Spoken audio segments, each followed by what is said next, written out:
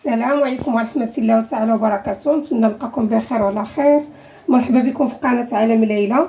اليوم ان شاء الله غادي نصاوب معكم البصاره ديال الجلبانه اللي كتجي غزاله وبسيطه وسهله، ونصاوب معكم هذا الرايه كتجي غزاله بالفينو، كنقليها بالفينو كتجي مقرمله، هي مقرطه. ندوزو ان شاء الله للتحضير على بركه الله. هاد الباكاسي ولا تقول لها الجلبانه اليابسه ولا هي نقيتها مزيان، غادي نغسلها، غادي نرافقها مع هذه الرايه، غادي نديرها مقليه بالصاره ديال الباكاسي والرايه مقليه ان شاء الله. غادي نصاوب، غادي ندير معكم هذه جوج بصيلات تقريبا مشنفين. ديك البصله كنت شاركت معكم في الكونجيلاتور مع ضيق الوقت ومع الخدمه وهذا ما كنلحقش هكا من المعدنوس. كندير بزاف المعدنوس، انا كنقطع حتى هو نديرو في الكونجيلاتور، كنحتفظ به في الكونجيلاتور كيبقى لي زوين مقصبور. كندير البزار، الملحه، كندير واحد المعلقه الخرقوم. اللي ما بغاش يديرها ما يديرهاش، انا على حساب على البرد وهذا، باش الا بغاو الوليدات شويه الزيت الروميه. وغادي ندير شويه البلديه، ومن بعد فاش كتوجد اللي بغا يدير بزنافته البلديه ماشي مشكل. غادي نشعل على هذا الشيء وغادي نغسل الباكاسي نديرها ونمرق باش من بعد ما غسلتها راه غزاله. من الاحسن فاش كنا تشريوها ما تكونش فيها السوس، ما تكون غليظه شويه باش كتبقى دغيا وكتكون طريه. هذيك رقيقه وكيكون فيها السوس وهذا ما كتبدا طيب ولا ما كتجيش حتى البنه، ما كتجيش بنينه. كتساليه كنت خديتها ما انتبهتش قول بعدني. هادي نزيد لها الماء ونخليها تردح حتى طيب. قطعتها كبيره ماشي مشكل باش فيها. غادي ندير المعدنوس، العزيزه ديال المعدنوس بالحوت، الملحه ديال الزار والخل او الحامض اللي وجد عندكم. انا درت الخل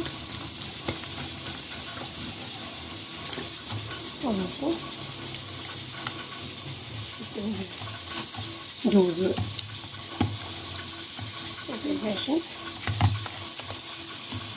ساعات لابد الطعام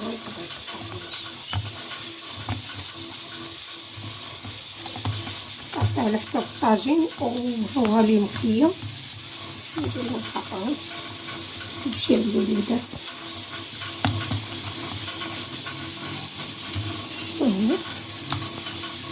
البصاره راه كتردح، كنخليها كتاخد حقها في الطياب، ما كنحتاج لا نطحنها لا والو. اما اللي كنصفاها ما كندورها فيها مغرفه صافي هي تحرحرات.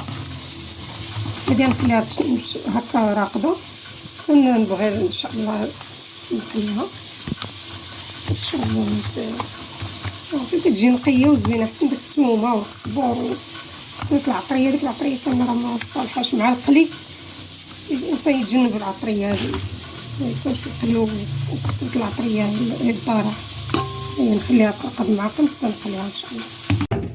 ها هي من بعد ما حليت عليها نزيدها ميها كتعقل صافي جات ناضيه، ما نحتاج لها لا طحين ولا حتى حاجه. هي نحركها بهاد المغرفه ولا كنطحنها جات غزاله. بقات الطياب حتى ما احتاجيت لها لا نطحنها ولا حتى حاجه. نقدر نزيد الماء نخليها انه بدا تغلي واحد شويه صافي. نتوما كيبقى لكم الاختيار، تخليوها قاصحه ولا جاريه. انا نخليها خفيفه شويه، انا ولد وليداتي كيبغيو ياكلوها بالزلايف. هي صافي هي غادي ندوزها في هاد المقلوبي. بغا يدوزها في مولينيس، اللي بغا يدوزها في الصفايه. انا حيت لقيتها ملصقه درت مزوله من الفوق، هي هذيك اللي هما ندوزها هكا حتى حاجه غزاله. نتبت لا في التنقيه ما فيها لا قشور لا حتى حاجه، القشور ما فيهاش بزاف تتخرق ليا.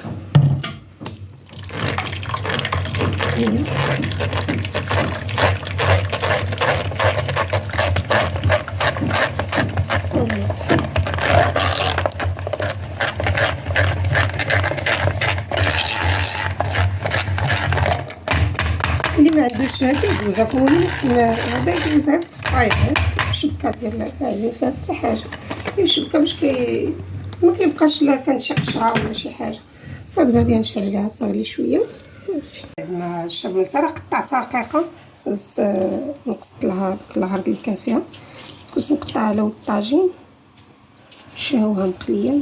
علاش انا ندير الطحين؟ كندير انا الفينو، انا دائما الفينو باش كان هذا كيجيني الحوت مقرطط وزوين مكرمل احسن من الفورس كيجي معجن. ندير بالفينو كيجيني زوين، وجربوا بالفينو الحوت بالفينو غادي يعجبكم ان شاء الله. كما قلت لكم انا العطريه ما كنديرهاش في الحوت، غير الملحه والابزار والمعدنوس كيجي الحوت غزال، لا في البنه ولا في الشكل ولا في كلشي كيجي نقيقي، حتى المذاق كيجي زوين. دابا ان شاء الله هكا انا من بعد ما درت الطحين نمشي نديرهم يتقلاو، ومن بعد ما درتهم في الطحين نديهم ان شاء الله للمقله. يا بارك الله. متنسيش الفراكم البصاره كتغلي، متنسيش الفراكم معديين فيها، عاود نعطيهم الجهه اخرى.